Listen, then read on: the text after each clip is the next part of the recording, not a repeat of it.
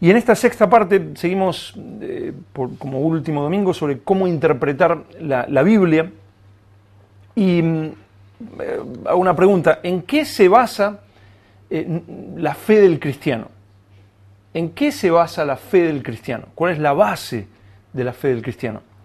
Por supuesto, nosotros, espero que todos digamos, en la palabra de Dios. Nos basamos en lo que dice la palabra de Dios. Pero si nuestra comprensión de las Escrituras está equivocada, ¿qué nos va a pasar? O sea, sí, la palabra de Dios es la base de mi fe, yo confío en las Escrituras y me rijo por las Escrituras, pero si mi comprensión de las Escrituras está equivocada, ¿qué es lo que va a pasar? Pues vamos a ver lo que dijo Jesús, que va a pasar en Lucas capítulo 6, versículo 39, 6, 39. Jesús le habla a los líderes religiosos de su época. Lucas 6, 39, y es un pasaje muy conocido. Y les decía una parábola, Jesús: ¿acaso puede un ciego guiar a otro ciego? ¿No caerán ambos en el hoyo? O sea que si yo soy un ciego y te guío a ti, te voy a guiar a un hoyo, o a un pozo, como dirían aquí, a un pozo. ¿Sí o no? O sea, porque soy un ciego y te voy a llevar por un lugar equivocado y tal vez a un pozo, como tal vez nos golpearemos contra algo, porque si tú también eres un ciego, si mi interpretación de las Escrituras, si lo que yo digo que hay que hacer está equivocado, pues te voy a guiar a algo equivocado. Pero si tú eres un ciego, también estás en problemas. O sea, yo tengo que ser un vidente y tú tienes que ser un vidente. Los dos tenemos que ser bien videntes y con los ojos bien abiertos y buscando comprender bien las Escrituras, como hay que comprenderlas. Porque si yo tengo una Biblia y digo, no, sí, yo creo en la palabra, pero estoy equivocado en un montón de cosas que dice la palabra, estoy en problemas, verdaderamente en problemas. Por ejemplo, todos creo que saben que David fue un hombre conforme al corazón de Dios. Es una frase que se ha usado tanto y es bíblica. Pero miren, vayamos a 2 de Samuel 11, 2 de Samuel 11, versículos del 2 al 5, donde vemos que este hombre, conforme al corazón del Señor, comete un grave error. 2 de Samuel 11, versículos del 2 al 5. Dice: y sucedió un día, al caer la tarde, que se levantó David de su lecho y se paseaba por el terrado de la casa real, y vio desde el terrado a una mujer que se estaba bañando, la cual era muy hermosa. Envió David a preguntar por aquella mujer y le dijeron: aquella es Betsabé, hija de Eliam, mujer de Urías, Eteo. O sea, él va paseando, ve a una mujer bañándose, le parece muy hermosa, pregunta, le dicen: está casada. O sea, con Urías, Eteo. Y envió David mensajeros y la tomó y vino a él y él durmió con ella. Luego ella se purificó de su inmundicia y se volvió a su casa. Y concibió la mujer, o sea, quedó embarazada, y envió a hacerlo saber a David, diciendo: estoy encinta. Luego quizás conozcan la historia. David no solo comete este error, sino que manda a llamar a Urías. Es una historia bastante larga, pero termina enviando a Urías a que muera, a que lo maten. Dice: no, mira, mándalo a la parte más peligrosa y si muere, que muera. O sea, manda a matar a este hombre. ¿Cómo era David? David era un hombre conforme al corazón de Dios. ¿Y qué hace? Adulterio y asesinato. ¿Está en la Biblia? ¿Sí o no? Está en la Biblia. Lo hizo un hombre conforme al corazón de Dios. ¿Puedo enseñar esto y decir que está bien el adulterio? Claro que sí. Si está ahí, te enseño la historia y digo: mira, este hombre conforme al corazón de Dios. Bueno, tú sabes. Quizás Dios se lo dijo. Otro caso, Salomón. Salomón era el hombre más sabio que existió y que existirá. Miren, vamos a Primera de Reyes 3:12. Primera de Reyes 3:12. Salomón se humilla delante de Dios y le dice: Señor, ¿cómo voy a guiar a este pueblo? Dame sabiduría, inteligencia para guiar a este pueblo. Y el Señor le responde y le da sabiduría. Le dice, como no me has pedido riqueza ni esto, te doy sabiduría y también te doy. Pero miren lo que le dice en Primera de Reyes 3:12. He aquí lo he hecho conforme a tus palabras, le responde el Señor. He aquí que te he dado corazón sabio y entendido, tanto que no ha habido antes de ti otro como tú, ni después de ti se levantará otro como tú. El hombre más sabio que podemos encontrar, Salomón. El hombre más sabio que podemos encontrar tenía 1000 mujeres. Miren, ahí nomás lo tenemos en Primera de Reyes 11:3. Primera de Reyes 11:3. El hombre más sabio, con una sabiduría como nunca hubo ni la habrá, tenía 1000 mujeres. O sea, y le pide a Dios sabiduría. 11:3, Primera de Reyes 11:3. Y tuvo 700 mujeres reinas y 300 concubinas, y sus mujeres desviaron su corazón. El hombre más sabio con 1000 mujeres. ¿Cuántos quieren pedir sabiduría? 1000 suegras no es un buen negocio. El hombre más sabio con 1000 mujeres. ¿Qué ejemplo en la Biblia? ¿Está en la Biblia? Es la palabra de Dios. Así que yo lo puedo enseñar y puedo decirte, mira, es bíblico tener varias mujeres. De hecho, los mormones tienen varias mujeres.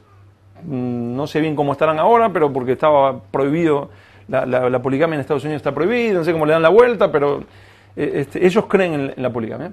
Salomón era el hombre más sabio, es el hombre más sabio que existió, y sin embargo tenía 1000 mujeres. ¿Es la Biblia? Pues es la Biblia.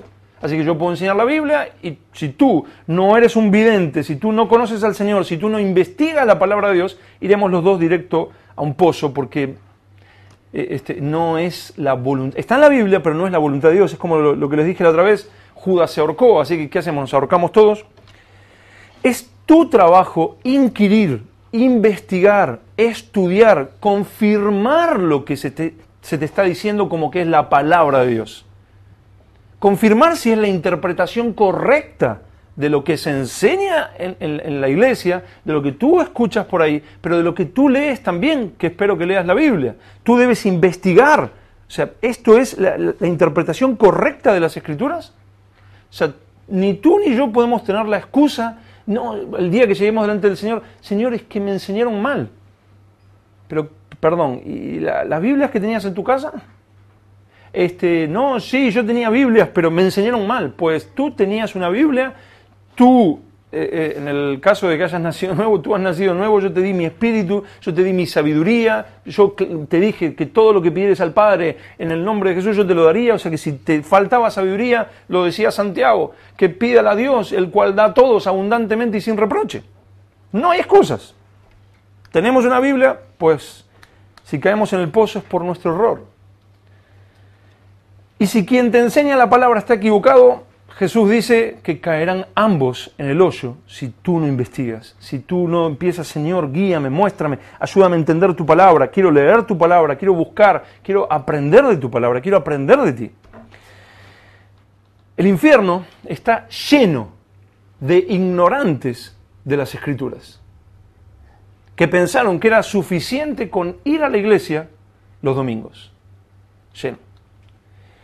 Tu única oportunidad y mi única oportunidad está en asegurarnos cada día que lo que nos enseñan y que lo que leemos en la palabra es la voluntad de Dios y la verdad de Dios.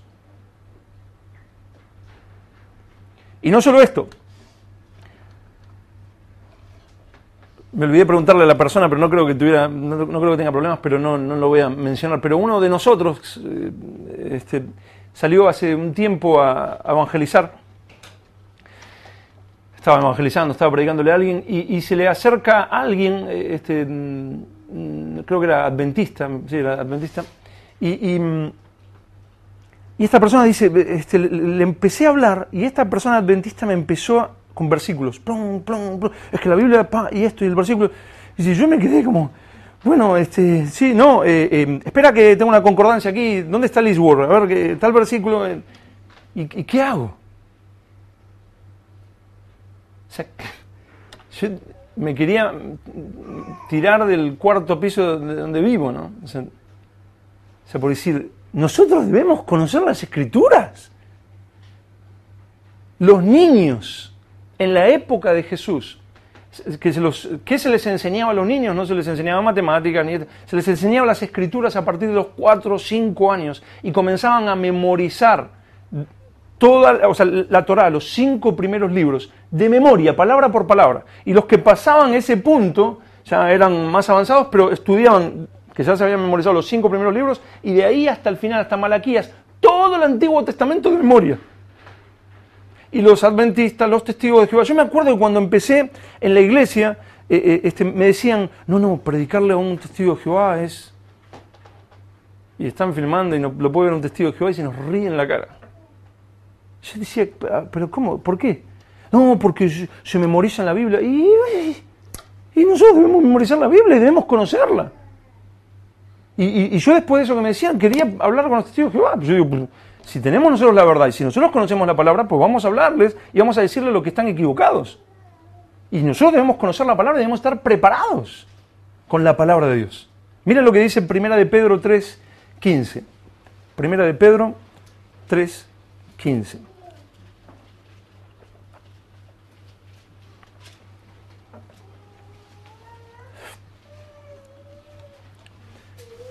Primera de Pedro 3:15. Dice, sino santificad a Dios el Señor en vuestros corazones y estad siempre preparados para presentar defensa con mansedumbre y reverencia ante todo el que os demande razón de la esperanza que hay en vosotros. Presentar defensa, estar siempre preparados para presentar defensa con mansedumbre y reverencia ante todo el que os demande razón de la esperanza que hay en vosotros. O sea, ¿cómo voy a presentar defensa de esta manera si no estoy preparado? Debo conocer la palabra, debo conocer las doctrinas fundamentales del cristianismo, debo conocer versículos de memoria y poder encontrarlos con facilidad y decir, mira aquí, tú dices que Jesús no es Dios, pues mira aquí lo que dice en Apocalipsis, lo adoraban a Jesús junto al Padre. ¿Cómo el Padre va a compartir la gloria si Él dice, yo no le doy mi gloria a nadie, dice en Isaías? Entonces, mira, yo lo he hecho y se quedan mudos. No tienen cómo responder a eso, porque pueden responder a Juan 1, donde dice que el verbo era Dios. Y dice, no, era un Dios. Entonces dice, no, pero es que nuestra traducción... Pero ¿cómo responden cuando en Apocalipsis 5 lo están adorando a Jesús? Se quedan mudos. Tú tienes que conocer, y mira este pasaje, y mira este, y mira aquí. Yo le he dicho a los testigos de Jehová, ustedes adoran ángeles. No, ¿qué estás diciendo? Sí. No, me dice, mira en Éxodo 20 que dice que no adorarás a nadie más. Pues justamente, si en Apocalipsis 5 lo están adorando, ustedes están creyendo que se puede adorar a otro ser que no sea Dios. No, bueno, no queremos discutir. Yo les empecé la conversación diciéndole que no quería discutir. Ustedes me dijeron que querían hablar. Pero debemos conocer la palabra, instruirnos, prepararnos. Si no, somos unas cuantas niñas ahí participando de un show y no somos soldados que peleamos la buena batalla de la fe. El cristiano no vive para ver qué nuevo tesoro en la tierra se puede hacer. Él vive para pelear la buena batalla de la fe. Si no vivimos así, siento decirlo, no vivimos como cristianos. Y para eso estamos viendo herramientas para conocer la palabra de Dios, para prepararnos, para encontrar la interpretación correcta de las Escrituras. James Roscoe escribió que aquel que quiere estudiar correctamente las Escrituras cumple funciones comparables con las de los exploradores, que van explorando, ¿no? Y van explorando y buscando, y con la de los exploradores, detectives, ¿no? Que van investigando y van siguiendo una pista hasta encontrarlo. Historiadores, rastreadores e investigadores. Eso es aquel que quiere tener la interpretación correcta de las Escrituras. Va investigando, va viendo, a ver en el contexto, a ver. Por eso le estoy dando herramientas para que puedan hacerlo. En su búsqueda, dice James Roscoe, en su búsqueda del mensaje de Dios, es un Colón que navega los extensos mares de la Escritura. Es un Sherlock Holmes, no sé si recuerdan a ese personaje este investigador, que anda buscando pistas para lograr lo mejor que Dios pueda hacer de ellos como exploradores espirituales, detectives, historiadores, rastreadores e investigadores. Deben concentrarse en principios tradicionales de interpretación bíblica para asegurarse de que el mensaje predicado es la palabra de Dios y no ninguna otra. Debemos investigar para saber si estoy verdaderamente predicando la palabra de Dios y lo que dice la palabra de Dios. Vuelvo a decir, Salomón, el hombre más sabio de la tierra, con 1000 mujeres, estaría predicando la palabra de Dios. Y de hecho hay gente que lo enseña así, que se tenían varias mujeres. He conocido gente que dice, ¿acaso la palabra no dice que todo lo que hagamos con amor está libre de la ley? ¿Que el amor es mayor que toda la ley y los profetas? Entonces, si yo no sé, me voy con otras 200 mujeres, pero lo hago con amor, estoy cumpliendo la ley máxima. Hay gente, yo la he conocido personalmente, que creen eso y enseñan eso. ¿Será esa la interpretación bíblica? Una de las herramientas para encontrar verdaderamente lo que dicen las Escrituras es el contexto cultural. El contexto cultural. Es muy útil estudiar el contexto cultural. Amplía mucho un pasaje. Algo que hoy representa una cosa, en la época bíblica quizás representaba otra cosa.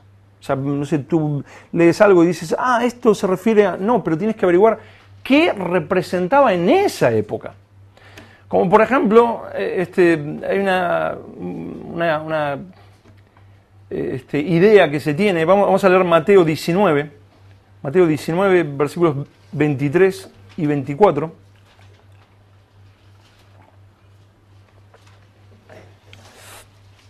Mateo 19, versículos 23 y 24. Esto se ha usado muchísimo y muchas veces se dice, claro, en el contexto cultural, la aguja era una puerta que había en Jerusalén. Entonces la persona venía desesperada porque la venían persiguiendo, se bajaba del camello y se metía en esa puerta tan pequeña que no entraba el camello. Eso yo lo he escuchado, pero hasta el cansancio. Porque dice, entonces Jesús dijo a sus discípulos, de cierto os digo que difícilmente entrará un rico en el reino de los cielos. Otra vez os digo que es más fácil pasar un camello por el ojo de una aguja que entrar un rico en el reino de Dios. Entonces dicen, lo que pasaba es que había una puerta, entonces el camello no podía entrar. Pues históricamente no existe esa puerta. No existe. En ningún libro de historia, en ningún comentario cultural, no lo vas a encontrar jamás. A alguien algún día se le ocurrió que seguramente, ¿cómo va a ser que va a pasar por el ojo de una aguja de coser? ¿Cómo va a ser eso? Dicen, sería una locura. Entonces alguien dijo, pues seguramente habría alguna puerta. Y ya seguramente el siguiente dijo, había una puerta. Y el otro dijo, Dios me mostró que había una puerta. Y así va pasando. Y como nadie investiga, pues había una puerta. Pues no había ninguna puerta. Era una aguja. Eso se llama hipérbole. Una hipérbole es enseñar algo así como demasiado, digamos, a lo bruto, ¿no? Como tú dices, pero un camello por una aguja. Pero es algo para que te quede muy grabado. Y eso lo usaba mucho Jesús y se usaba mucho en la época de Jesús. Y a veces es bueno como una herramienta a la hora de predicar, para que te quede bien grabado. O sea, la gente que lo escuchaba decía, es hasta gracioso, como un camello por una aguja es imposible. Pues eso es lo que está diciendo Jesús. Pero como no estudiamos el contexto, no estudiamos historia, nos quedamos con lo que nos dijeron, pues gloria a Dios, el Señor sabe, aleluya. Y terminamos enseñando errores, que en algunos casos son inofensivos, pero en otros casos son muy peligrosos, porque se hacen doctrinas de errores de ese tipo. Si quieren anotar, los que anotan, hay buenos libros al respecto.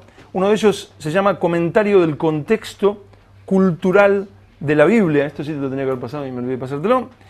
Comentario del Contexto Cultural de la Biblia, y su escritor se llama Craig o Craig, y separado su apellido, Keener, o lo leemos con K y es Keener. Comentario del Contexto Cultural de la Biblia de Craig Keener. También hay un libro que a mí me gusta muchísimo que se llama compendio del diccionario teológico del Nuevo Testamento, compendio del diccionario teológico del Nuevo Testamento. Ese libro es muy bueno y es una cosa así, son 10 libros en uno, que hoy en día lo venden, no es caro. Y su escritor es alemán, se llama, bueno, uno de los editores se llama Gerhard Kittel, con K. Gerhard con H, Hard Kittel. Ese es muy, muy bueno, por cada palabra tiene un montón de enseñanza. Y otro es sobre las parábolas de Jesús. Hay un libro muy bueno que se llama Las parábolas de Lucas, que lo venden y es muy barato, de Kenneth Bailey, y otro se llama Parábolas de Joaquín Jeremías. Ahí tienen, como para empezar, y por los siguientes 20 años, mucho. Otra herramienta es el análisis del idioma original. O sea, si está en el Antiguo Testamento, mayormente es hebreo y algo de arameo, o si está en el Nuevo Testamento es griego y algunas palabras hay también en arameo. Entonces, investigar el idioma original, o sea, ver esta palabra qué significaba, también los libros que les pasé también pueden ser útiles en eso. Pero hay que hacerlo con mucho cuidado eso, con mucho cuidado, mucho cuidado. A veces he visto personas que retuercen un versículo diciendo que en el idioma original significaba no sé qué, ¿no? Aquí está diciendo esto, pero en el idioma original, y ahí claro, como tú y yo no me sé todas las palabras de memoria del griego ni del hebreo, si el predicador lo dice, ¿no? Hace poco vi a alguien, un predicador medianamente conocido que vuela en Continental Airlines, que hablaba sobre Apocalipsis 17.6. Y Apocalipsis 17.6, o sea, Apocalipsis 17 habla de la ramera, ¿no? De Babilonia, que estaba ebria de la sangre de los santos. Ebria de la sangre de los santos. Dice esto: vi a la mujer ebria de la sangre de los santos y de la sangre de los mártires de Jesús, y cuando la vi quedé asombrado con gran asombro. O sea, una mujer ebria de la sangre de los santos. ¿A qué piensan ustedes que se está refiriendo si está ebria de la sangre de los santos? ¿Que se emborrachaba? No, mataba. Ahí está hablando de algo que mataba. O sea, Babilonia, en este caso, está hablando de la religión falsa, que es la que siempre ha matado, desde Abel hasta el último, es la que mata a los santos. Está ebria de la sangre de los santos. Este doctor decía que en el decía esto exactamente, en el original dice que es en la que se manifiestan los espíritus de borrachera. Dice, aquí cuando está diciendo, vi a la mujer ebria de la sangre de los santos, dice, en el original, eso de ebria, es en la que se manifiestan los espíritus de borrachera. Él estaba hablando decía, de esos que, bueno, que te oran y que supuestamente tú caes en borrachera espiritual y quedas como ebrio en el espíritu. Él hablaba contra eso y entonces usa este pasaje para decir que en el original Babilonia tiene un espíritu de borrachera. Entonces, cuando tú caes supuestamente en el espíritu, es un espíritu de borrachera. Pues ahí hice una mezcla que no tiene nada que ver con lo que está diciendo ahí. Y a mí se me ocurrió, porque no sabía qué palabra estaba usando, digo, voy a mirar en el original. Porque supuestamente aquí en el original, gracias a Dios que tenemos los originales, hoy en día en internet puedes encontrar los originales de las versiones que quieras, y lo busqué, a la mujer ebria, en el original los espíritus de borrachera tiene. Pues empecé a buscar en el original, y el original es la palabra griega metsuo, que significa simplemente emborracharse. ¿Dónde quedaron los espíritus de borrachera? Pues en ningún lado. Lo busqué por aquí, lo busqué por allí, lo busqué en el otro, expertos en el griego. Lo de espíritu de borrachera nos lo inventamos. Porque en el original, cuidado con los predicadores porque en el original, o sea, bueno, hay que buscar, pero con mucho cuidado, de no inventarnos una doctrina y una idea, porque en el original empiezo a torcer. O sea, ten cuidado con los predicadores porque en el original. aunque es bueno, vuelvo a decirlo, estudiarlo y verlo, pero con mucho cuidado, con mucho cuidado. Hay algunos que llaman algo que vamos a ver ahora, lo llaman expansión ilegítima del rango semántico, que puede sonar a chino, ¿no? Pero es expansión ilegítima, o sea, no es lo que hay que hacer, del rango semántico. O sea, ¿qué es eso? O sea, es traer todo el rango semántico de una palabra a ese contexto. Por ejemplo, tú vas al Strong, todos, la mayoría conocen el diccionario bíblico que es muy bueno, se llama Strong. Ahí buscas la palabra poneros, que es la 4190, y dice culpable, perverso, enfermo. Culpable, perverso, enfermo. Y tú dices, es complejo, ¿no? Porque una cosa es ser culpable, perverso y otra es ser enfermo, ¿no? Entonces, esta persona era culpable de una enfermedad perversa. No. El Strong te da 3 posibilidades: culpable, perverso, enfermo. Pero no es lo mismo estar enfermo que ser un perverso, ¿verdad? O sea, porque si tú mañana te enfermas, no vamos a decir, tú eres un poneros, un culpable, perverso, enfermo. No. O sea, enfermo, perverso. ¿Cómo sabes entonces cuál es la correcta? O sea, cuando tú vas al Strong, de hecho hay alguien que me preguntaba hace tiempo, me decía, yo no sé, yo debo tener otro Strong, me decía, porque empiezan, porque esta palabra significa saltar, bailar, correr, enojarse, y yo no sé, ¿cómo hago para todo eso llevarlo a una palabra? Tengo que tener cuidado con eso. Entonces, ¿cómo tengo cuidado? En muchos casos por el contexto. Si dice, y de repente cayó enfermo, pues no está diciendo que de repente cayó culpable, perverso, enfermo. Tengo que tener mucho cuidado. Y para mí la manera más fácil es tener libros donde expertos en el idioma expliquen esa palabra en ese versículo.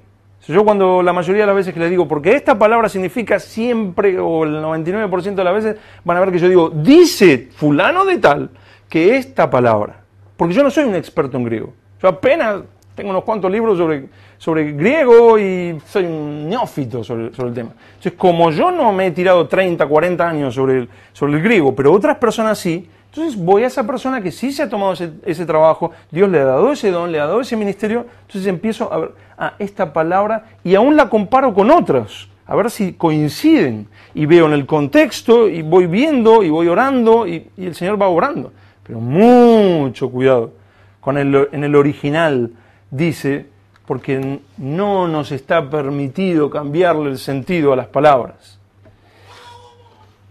¿Lo van entendiendo ahí? ¿Sí? Otra, la Biblia enseña la Biblia. La Biblia enseña la Biblia. Algunos cristianos del siglo XVI le llamaban a esto analogía escritura. O sea, la Biblia enseña la Biblia, analogía escritura. Muchos, por no entender esto, empiezan a decir, no, es que la Biblia tiene contradicciones. Por ejemplo, vamos a leer 2 de Samuel 24, 1. 2 de Samuel 24, 1.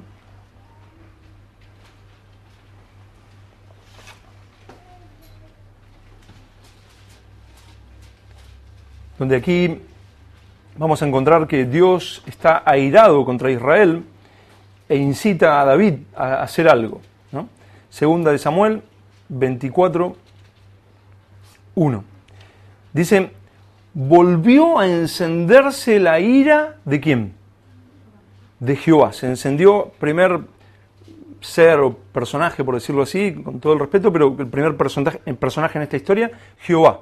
O sea, volvió a encenderse la ira de Jehová contra Israel e incitó a David. ¿Quién incitó a David? Jehová.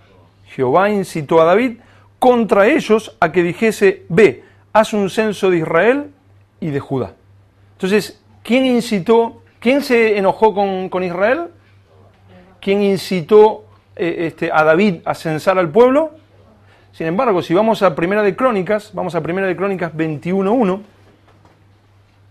es la misma historia, pero contada en otro libro de la Biblia.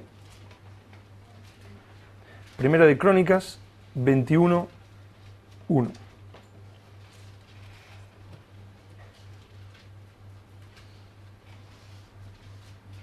¿Bien todos? ¿Sí? Primera de Crónicas 21, 1. Dicen, pero Satanás se levantó contra Israel e incitó a David a que hiciese censo de Israel.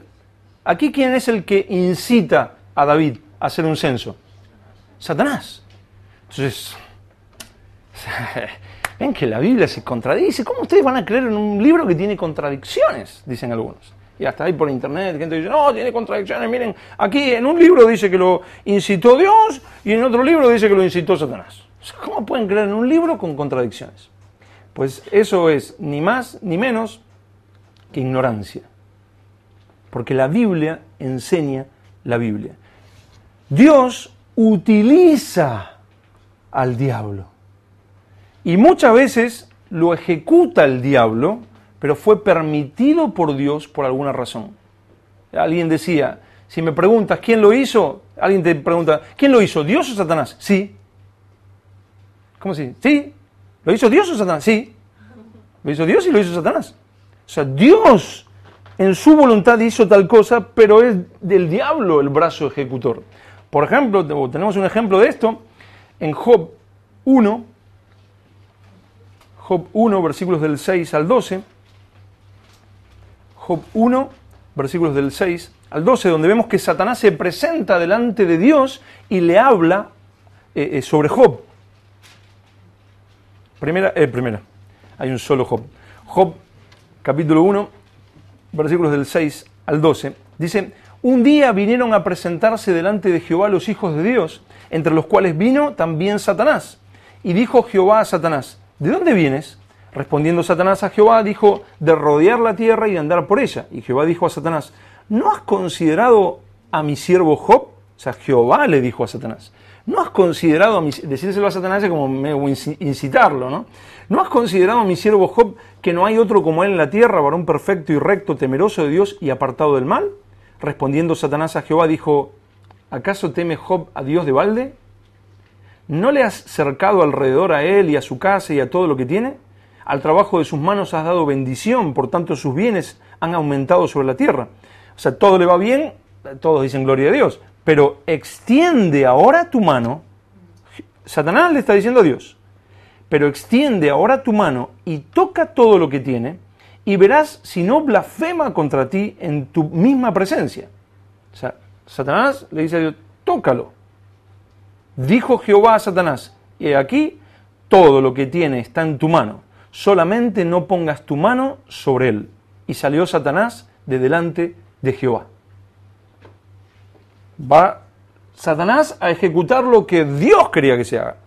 Y en los versículos siguientes, del 13 al 19, y un día aconteció que sus hijos e hijas comían y bebían vino en casa de su hermano el primogénito, y vino un mensajero a Job y le dijo, estaban arando los bueyes y las asnas paciendo cerca de ellos, y acometieron los sabeos y los tomaron, y mataron a los criados a filo de espada. O sea, ya aquí empieza Satanás a obrar. O sea, vienen los sabeos y les quitan todo y matan a los criados a filo de espada. Solamente escapé yo para darte la noticia. Aún estaba hablando cuando vino otro que dijo, fuego de Dios cayó del cielo, que quemó las ovejas y a los pastores y los consumió. Solamente escapé yo para darte la noticia. Todavía estaba hablando y vino otro que dijo, los caldeos hicieron 3 escuadrones y arremetieron contra los camellos y se los llevaron y mataron a los criados a filo de espada, y solamente empieza a perder todo Job. En el 18, entre tanto que hablaba, vino otro que dijo, tus hijos y tus hijas estaban comiendo y bebiendo vino en casa de su hermano, el primogénito, y un gran viento vino del lado del desierto y azotó las 4 esquinas de la casa, la cual cayó sobre los jóvenes y murieron, y solamente escapé yo para darte la noticia. Pregunto, ¿quién hizo todo esto? Satanás. ¿Pero quién mandó a que se haga todo esto? Dios. Por esto Job, después de todo lo que sucede, mueren sus hijos, lo pierde todo, toma esta actitud. Miren los versículos siguientes, Job 1, 20 y 21. Entonces Job se levantó y rasgó su manto y rasuró su cabeza y se postró en tierra y adoró. y dijo, desnudo salí del vientre de mi madre, y desnudo volveré allá. Jehová dio, Jehová quitó, sea el nombre de Jehová bendito. No empezó a hacer guerra espiritual. Diablo, te reprendo, sal de mis posesiones. Jehová dio, Jehová quitó, bendito sea el nombre de Jehová. O sea, fue Satanás el que lo hizo, pero fue Dios el que permitió que eso sucediera.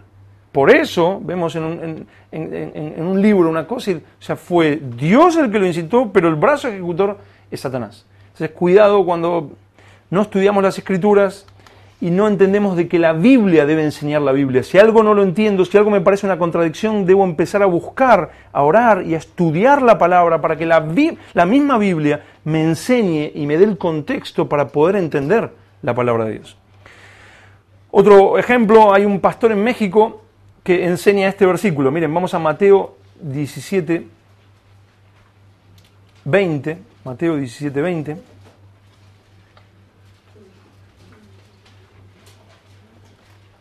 Este es un pasaje muy, muy conocido. Mateo 17, 20 es el primer libro del Nuevo Testamento. Dice, Jesús les dijo, por vuestra poca fe, porque de cierto os digo que si tuviereis fe como un grano de mostaza, diréis a este monte, pásate de aquí allá, y se pasará, y nada os será imposible. Y este pastor en México dice, pues ahí dice que si tengo fe como un grano de mostaza, nada me será imposible. Así que yo creo que Satanás se va a convertir y se va a volver al Señor. Yo estoy orando y yo tengo fe de que eso va a suceder. Él ora y cree que Satanás se va a convertir. Eso es fe, ¿no? Eso es una locura, una completa locura, como se ríen, que yo siempre digo. Pues la palabra dice lo contrario. Satanás ya está condenado. Miren, vamos a Juan 16, 11. Muchas gracias, Marquitos. Juan 16, 11.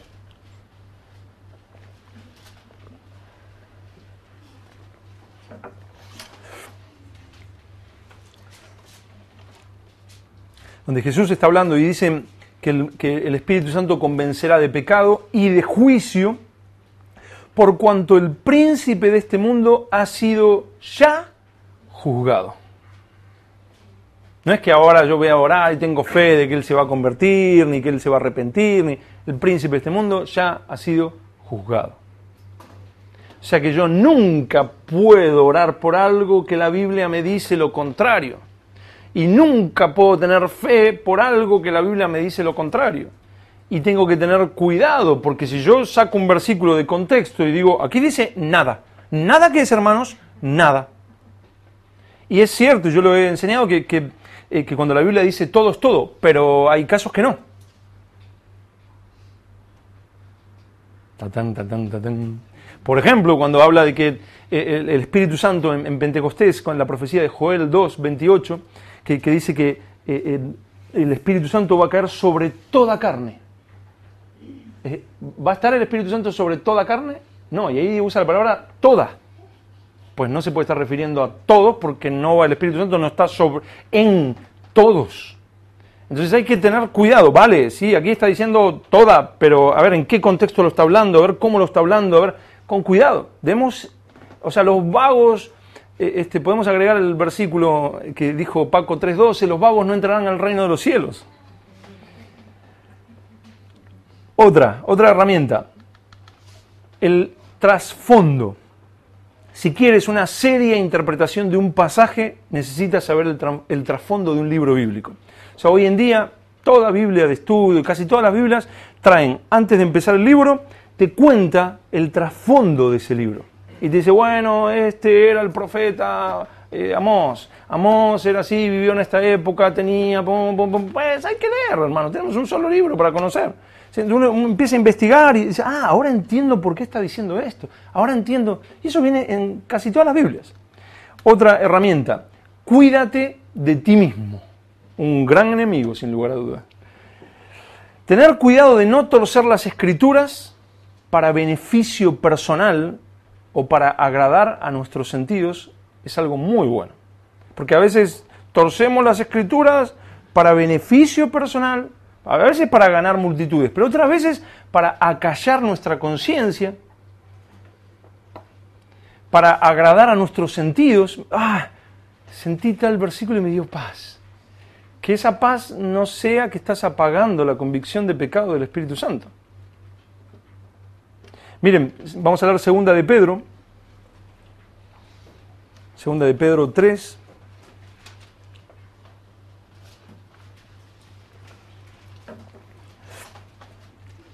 Versículos 15 y 16. Segunda de Pedro 3, versículos 15 y 16. Dice: y tened entendido que la paciencia de nuestro Señor es para salvación, como también nuestro amado hermano Pablo, según la sabiduría que le ha sido dada, os ha escrito, casi en todas sus epístolas, o sea, en las epístolas de Pablo, hablando en ellas de estas cosas, entre las cuales hay algunas difíciles de entender. Dice, Pedro está opinando sobre las cartas de Pablo y dice que algunas son difíciles de entender, las cuales los indoctos, los que no saben, e inconstantes, tuercen. O sea, gente que ya en esa época torcían las cartas de Pablo. ¿Por qué? Porque no conocen, porque son indoctos o inconstantes. Tuercen. Como también las otras, ¿qué dice? Escrituras. Ya Pedro estaba considerando que las cartas de Pablo formaban parte de las Escrituras. Eso para un judío era algo muy fuerte. Porque ellos decían, no, las Escrituras son el Antiguo Testamento. Pero ya Pedro estaba diciendo, y esto antes de morir, que las cartas de Pablo son las Escrituras. Pero dice que las tuercen como también las otras Escrituras para su propia perdición. O sea que cuando empiezo a torcer las Escrituras, lo hago para mi propia perdición. No es una tontería torcer las Escrituras. Hay gente que lea la historia que lea, enseguida comenzará a exaltar la virtud de algún hombre bíblico. Por ejemplo, lea, no sé, la historia de Moisés. ¡Oh, qué hombre este Moisés!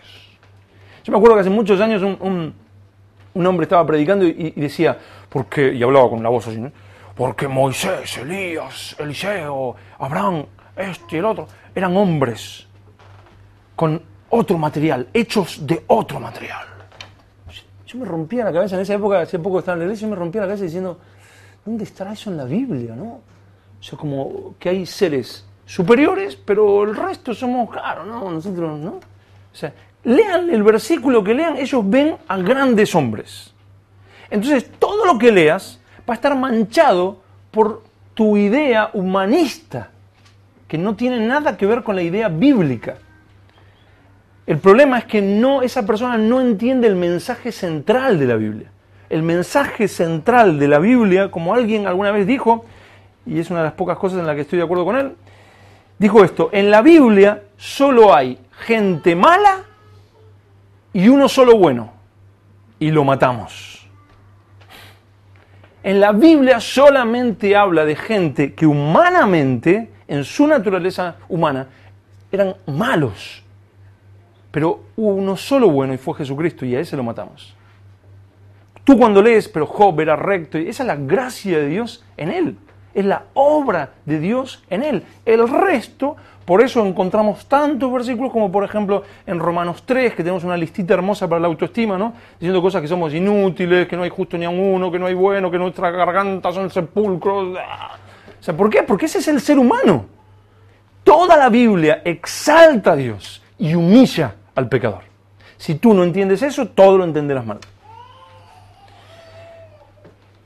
Por esto, Pablo le escribió a Timoteo en 1 de Timoteo 4:16. 1 de Timoteo 4:16.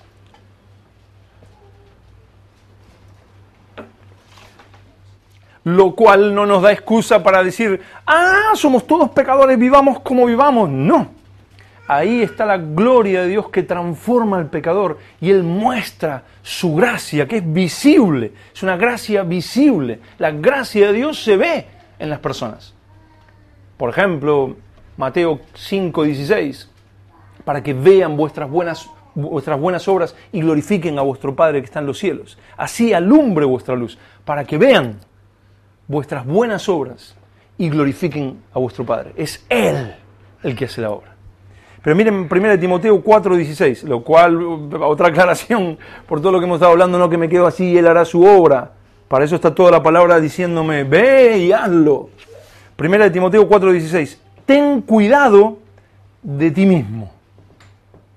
O sea, primero debo tener cuidado de mí mismo. Segundo, ¿de qué? Ten cuidado de ti mismo y de la doctrina. Persiste en ello, pues haciendo esto, te salvarás a ti mismo y a los que te oyeren. Entonces debo tener cuidado, porque si mi corazón está lleno de orgullo, toda la Biblia la voy a ver con mis ojos bañados en orgullo. Si mi vida está llena de pecado, toda la Biblia voy a ver excusas para pecar. Si yo no quiero hacer nada, toda la Biblia la voy a ver que no, Él lo hace todo y yo aquí durmiendo tranquilo. Y si yo soy un legalista y quiero la obra del hombre, pues no veré a Dios en ningún lado. Ten cuidado de ti mismo y de la doctrina. Cuando cuido mi vida, cuando busco que mi vida esté bien postradita delante del Señor y estudio las Escrituras con mucho cuidado, no solo es bueno para mí, es beneficioso para mí, sino para todo aquel que me oye. Te salvarás a ti mismo y a los que te oyeren. Y otro cuidado. Aquí vemos yo mismo, la doctrina, cuidado con el cristianismo histórico, hermanos. Algunos de repente vienen con la revelación, ¿no? Es que Dios me dijo que tal cosa. Entonces dice, pero en 2000 años Dios no se lo dijo a nadie más. Está raro eso. No sé. ¿Será que Dios está restaurando todas las cosas y ahora nos trae una nueva revelación? Suena a David Koresh, a una secta rara. No. Dios me lo habló, yo estoy segurísimo, en 2000 años. O sea, tú cuando ves algo en la palabra, cuando algo Dios te está hablando, cuando estás comprendiendo algo de las Escrituras, vuelves, miras y dices, a ver, ¿a alguien más se lo habló alguna vez? Mira, a ver, y claro, coincide con la palabra. ¿No se lo habló a nadie más?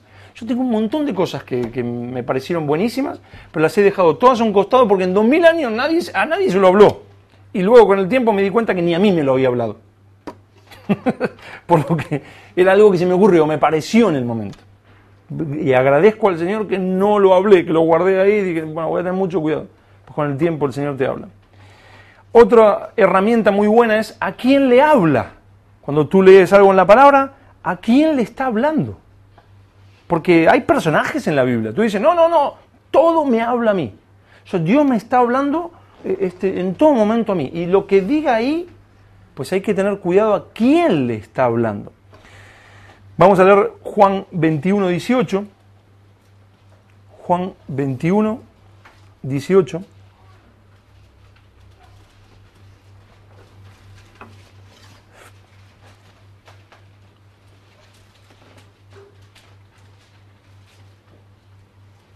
Y leemos el versículo así solo, sin saber ni quién habla, ni a quién le habla, ni nada. De cierto te digo, cuando eras más joven, tómalo para ti, ¿no? Cuando eras más joven, más de lo que eres, ¿no? Te ceñías e ibas a donde querías. Mas cuando ya seas viejo, extenderás tus manos, quedaré así, ¿no? Y te ceñirá otro, o sea, otro me va a tomar así, y te llevará donde no quieras. Está raro, ¿no? O sea que todos nosotros cuando nos pongamos viejos, nos agarrará un tipo de enfermedad que pondremos las manos así, alguien me va a llevar así como duro como quedé y me llevará donde no quiero. Claro, no lo puedo impedir porque no puedo mover los brazos. ¿Será eso lo que está diciendo ahí? ¿Qué les parece? Pues si vemos el versículo siguiente, dice, Jesús le está hablando a Pedro. literalmente le está hablando a Pedro, no a ti, a Pedro. Esto dijo, dando a entender con qué muerte había de glorificar a Dios. Y dicho esto, añadió, sígueme. Se lo estaba hablando a Pedro. Pedro cuenta la historia extrabíblica que lo crucificaron, por eso estaba así. Cuenta la historia extrabíblica que él pidió ser crucificado al revés para no morir como su maestro, pero murió así y lo llevaron donde él no quería, lo obligaron. Entonces, si yo tomo ese versículo y digo, pues alguna interpretación tiene que tener para mí.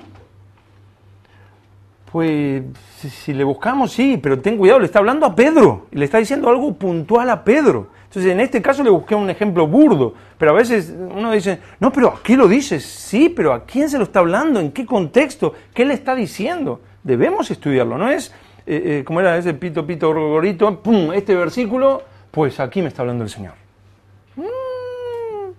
Otro ejemplo así, lo encontramos en Hechos 16, Hechos 16, versículos del 29 al 31, Hechos 16, versículos del 29 al 31. Y en el contexto, luego lo pueden ver en sus casas, Pablo y Silas estaban presos en la cárcel y la cárcel, ellos empiezan a adorar al Señor y la cárcel empieza a temblar y quedan libres. Entonces el carcelero los va a buscar, a Pablo y a Silas. Dice, el carcelero, pidiendo luz, se precipitó adentro y temblando se postró a los pies de Pablo y de Silas. Y sacándolos, les dijo, señores, ¿qué debo hacer para ser salvo? Ellos le dijeron al carcelero, cree en el Señor Jesucristo y serás salvo tú y tu casa. ¿Se lo dice a todos? Yo he escuchado 50 millones de veces de predicadores que dicen, tómate de esta promesa, cree en el Señor Jesucristo y serás salvo tú y tu casa. Pues Pablo se lo está diciendo al carcelero. Si eso fuera una promesa para todo cristiano, entonces no habría hijos apartados y que se mueren apartados, o padres, o mi madre. Entonces, ¿dónde está la promesa? Ahí tenemos un caso. Mi madre falleció a principio del año pasado, murió sin Cristo, rechazando al Señor hasta el último momento. No, es que no he creído la promesa. Aquí no dice que debo creer la promesa. Dice, cree en el Señor Jesucristo y serás salvo tú y tu casa. No dice, aférrate a esta promesa que ahora te doy y a lo largo de los años verás el cumplimiento. Ahí le está hablando Pablo al carcelero. Que luego tú creas en eso, porque tú dices que Dios te lo ha hablado, es otra cosa. Pero no podemos quitar aquí del contexto de lo que está sucediendo. Le está hablando Pablo a una persona. Y así hay muchísimos casos. Otra herramienta. ¿Qué traducción utilizo? Porque, bueno, algunos tal vez no lo saben, pero en este momento hay un montón de traducciones que podríamos utilizar. La que estamos utilizando siempre, porque es la que mayormente se usa, se llama Reina Valera 1960. Su primera traducción fue hecha en 1569 por un hombre que se llamaba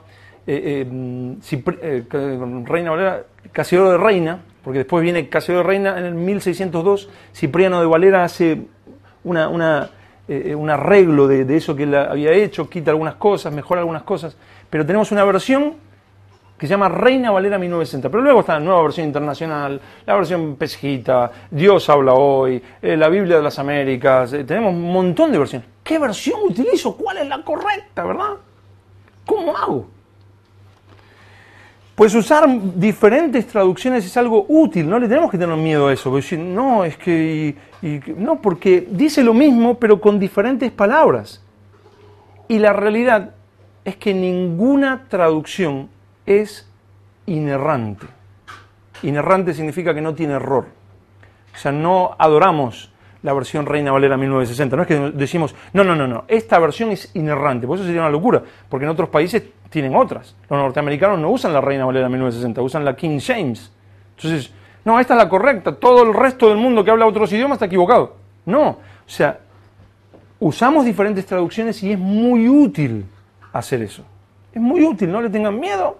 Veo, a ver, esto aquí que dice, bueno, voy... lo que es inerrante fueron los manuscritos originales. Eso es lo inerrante. De ahí se hicieron diferentes traducciones, tenemos versiones en griego que podemos ver, tenemos diferentes versiones. Podemos hacerlo con plena seguridad porque tenemos la palabra de Dios. El argumento más grande que hemos expuesto a lo largo de esta serie es que Dios es fiel y el Dios soberano y todopoderoso nos ha dado su palabra para que le sigamos, inerrante e infalible. Ahora, algunos hablan mal de la nueva versión internacional. ¿Conocen la nueva versión internacional? La versión de la Biblia. ¿Alguno la conoce? ¿Alguno la conoce? Unos 3 o 4. Algunos la conocen. Pues algunos dicen que la nueva versión internacional fue hecha para, entre otras cosas, para negar que Jesús es Dios. Y hasta hace poco me escribieron, me dijeron, ¿pero por qué a veces usas la nueva versión internacional? Como dicen, pues, y hasta hay algunos que respeto mucho, pero que dicen eso, que no, que la nueva versión internacional no es del diablo, porque niega que Jesús es Dios. Pues vamos a leer Juan 1:18.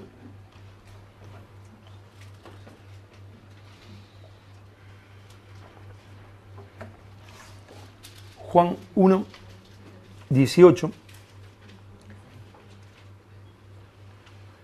¿Lo tienen todos? Dice, a Dios, está escribiendo Juan, a Dios nadie le vio jamás. El unigénito Hijo, aquí que vemos, ¿de quién está hablando? De Jesús, ¿no?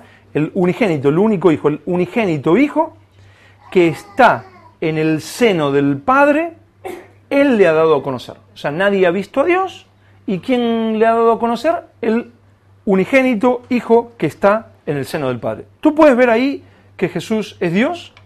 En este pasaje que acabamos de leer de la Reina Valera 1960, ¿puedes encontrar ahí algo como para decir, aquí está diciendo que Jesús es Dios? ¿Lo encuentras? Míralo bien. A ver. A Dios nadie le vio jamás, el unigénito Hijo que está en el seno del Padre, Él le ha dado a conocer. ¿Puedes claramente ver que ahí está hablando de que Jesús es Dios? En ninguna parte, ¿no? O sea, uno puede decir, bueno, que está en el seno del Padre, sí, pero no claramente diciendo que Jesús es Dios. No lo dice, ¿verdad? Esa es la Reina Valera 1960. Pues vamos, o yo se les voy a leer de la nueva versión internacional y dice, la que supuestamente quería negar que Jesús es Dios, ¿no? Dice, a Dios nadie lo ha visto nunca. El Hijo unigénito que es Dios y que vive en unión íntima con el Padre, nos lo ha dado a conocer. Entonces, si la nueva versión internacional quiere negar que Jesús es Dios, simplemente acá se tenía que quedar calladito la boca, repetía lo mismo que la Reina Valera, y ya está, no había más nada que hacer. Sin embargo, aquí dice, a Dios nadie lo ha visto nunca, el Hijo unigénito que es Dios, está aseverando que es Dios. Entonces, ¿dónde está todo eso que han escrito? Y hay escrito por todos lados diciendo que no, que la nueva versión internacional es del diablo, que quiere negar que Jesús es Dios. Yo se lo mostré hace tiempo, a un pastor que hablaba eso, y me dijo, bueno, no quiero discutir, y él ya había hecho un montón de escritos diciendo que la nueva versión internacional era del diablo. Les recomiendo el Eastword, como un muy bueno programa que lo pueden instalar en su ordenador o computadora. Es muy bueno, es gratuito, ahí tienen diferentes versiones de la Biblia, diferentes comentarios bíblicos, diferentes diccionarios, tienen un montón de material en algo que es gratuito y se escribe ¿cómo se llama? Un guión SW, o bueno, ya ni me acuerdo cómo se decía en W, como se decía en Argentina, SWORD, Eastword, y una página muy interesante que se llama biblos.com. Ahí tienen diferentes versiones, tienen el griego, tienen comentarios, tienen de todo. Ahora, ya casi terminando, libros, sí o no. ¿Puedo usar libros? ¿Puedo usar comentarios bíblicos? ¿Sí o no? ¿Puedo usar diccionarios o es solo la Biblia? Algunos dicen, yo solo leo la Biblia. No me vengan con comentarios bíblicos, con diccionarios o libros de referencia. Yo solo leo la Biblia. Y suena realmente muy espiritual, ¿verdad?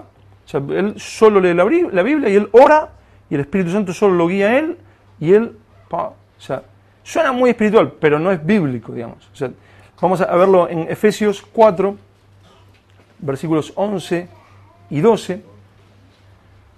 Por supuesto que debemos leer la Biblia y por supuesto que debemos pedirle al Señor que su Espíritu Santo nos guíe a toda verdad. Por supuesto.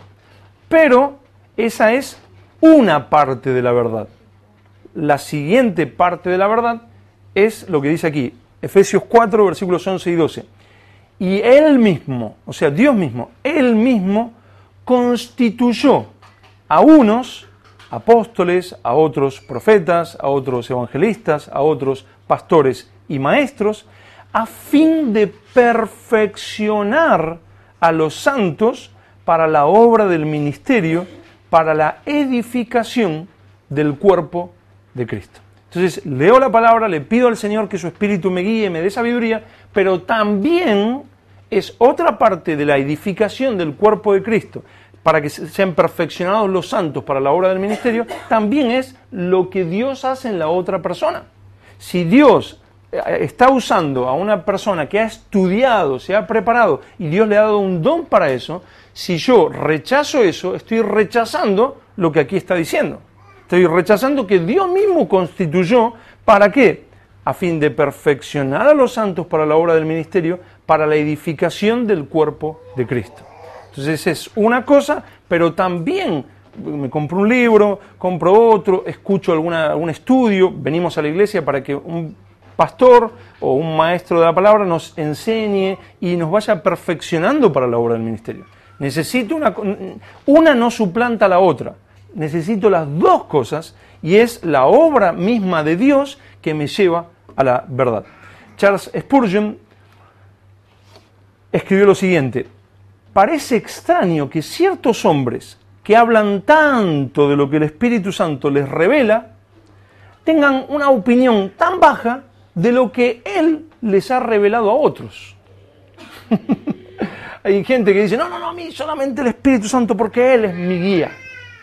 Pero es extraño que ese que tanto habla de que el Espíritu Santo guía a sus hijos, a los hijos de Dios, o sea, ¿por qué menosprecia lo que Dios le ha hablado a otro? Si puedo aprender del otro. Lo que falta es humildad. Eso es lo que falta. El mismo Espíritu Santo que debe revelarte la palabra en tu vida es el mismo que determinó usar a otros para hablarte también. Yo, sinceramente, casi, porque un día les puedo comentar algo y me dicen, no era que no leía, pero casi no leo devocionales, biografías o libros de inspiración. No porque sean malos, sino porque, es bueno, me puede inspirar, me puede llevar a ciertas cosas, pero más me vuelco a leer la Biblia y libros que me ayuden a comprender la Biblia, libros que me vayan guiando por la verdad. Ahora, no estoy diciendo que sean malos. En su debido momento y en su situación puede ser bueno, te puede llevar a entender ciertas cosas, te puede inspirar, pero hay un grave peligro de que vivas, de como se dice aquí, de chute en chute, ¿no? O sea que, libro de fulano, voy a servir al Señor, voy a dar todo, voy a hacer esto, voy a hacer lo otro, voy a hacer, a la semana, necesito otro chute, a ver, me veo un vídeo de no sé quién, me compro el libro de no sé cuánto, y de emoción en emoción. Entonces, la palabra de Dios es el centro de mi vida, uso lo que Dios habla por medio de otros, aún devocionales, eso, pero en su justa medida, y libros que me ayuden a comprender lo que ahí está diciendo de gente que es o ha sido guiada por Dios y llamada por Dios. Conclusión. Los primeros cristianos dividían al mundo entero, lo dividían en solo dos divisiones. Ellos lo llamaban los dos caminos, que lo tenemos ahí justamente, un cuadro, mira, justo dice los dos caminos. Y esa división era los que seguían el camino de la vida y los que seguían el camino de la muerte. Había solamente dos caminos para los primeros cristianos. Los que seguían el camino de la vida y los que seguían el camino de la muerte. Y sinceramente, no veo la razón para no hacer la misma división hoy en día. Bíblicamente hay solo dos formas de vida, totalmente diferentes. Totalmente diferentes. Miren, Mateo 7, versículos 13 y 14. Mateo 7, versículos 13 y 14. Está Jesús hablando, y luego lo pueden leer en su contexto, está en el Sermón del Monte. Dice, entrad por la puerta estrecha, o sea, difícil, duro, de negación, de muerte, de dejar cosas, de que duele, de que cuesta. Entrad por la puerta estrecha, porque ancha, fácil, es la puerta y espacioso el camino que lleva a la perdición. Y muchos son los que entran por ella. Porque estrecha es la puerta y angosto el camino que lleva a la vida, y pocos son los que la hallan. Unos son los que obedecen la palabra de Dios, los que estudian la palabra de Dios, los que investigan la palabra de Dios para ponerla por obra. Y esos dicen, no, o sea, yo debo morir a esto, no, yo debo quitar esto, no, yo esto es lo que hablamos el domingo pasado, el mensaje central del domingo pasado. O sea, Él me ha dado la gracia, ahora debo ir y hacerlo. Él me ha dado todo lo necesario, todo lo que necesito para vivir conforme a su voluntad. Entonces, ahora voy y entro a este camino que es duro. No se trata de transformarme en el pastor famoso y ser no sé quién, y que me vengan a servir, y que me traigan no sé cuánto, y que me den no sé qué, y que viajo en no sé qué avión, o que no sé cuánto, o sea, no se trata de que me sirvan a mí. Porque si Dios, siendo Dios, se despojó a sí mismo y se humilló y fue obediente hasta la muerte y muerte de cruz. Eso es en Filipenses 2, lo pueden encontrar, del 5 al 8. Pero en el versículo 5 me dice, haya pues en vosotros este sentir que hubo también en Cristo Jesús, el cual, siendo en forma de Dios, no estimó el ser igual a Dios como cosa que aferrarse, sino que se despojó a sí mismo, tomando forma de siervo. Si Dios hizo eso y me lo dejó como ejemplo, y Jesús dijo, ¿quién es el mayor? ¿El que está en la mesa? ¿El que está sentado a la mesa o el que está como que sirve? ¿Quién es el mayor? Pues según el mundo es el que está sentado a la mesa. Viene el camarero, una Coca-Cola. Pues dice, yo estoy a la mesa como el que sirve. Entonces, nosotros no podemos ser mayor que Jesús. Él nos ha dejado ese ejemplo y ahora dice, haya pues en vosotros este sentir. El que se despojó a sí mismo de todo, de absolutamente todo, y se humilló y fue obediente. ¿Cómo voy a esperar que viviendo de otra manera yo me pueda llamar seguidor de Cristo? Imposible, absolutamente imposible, hermanos, imposible. Es querer inventar un tercer camino que no existe. Y los otros simplemente no viven conforme a la palabra de Dios. ¿Nuestra vida está fundamentada en la interpretación y aplicación correcta de las Escrituras? ¿O somos ciegos que pronto entraremos a un pozo o a un hoyo?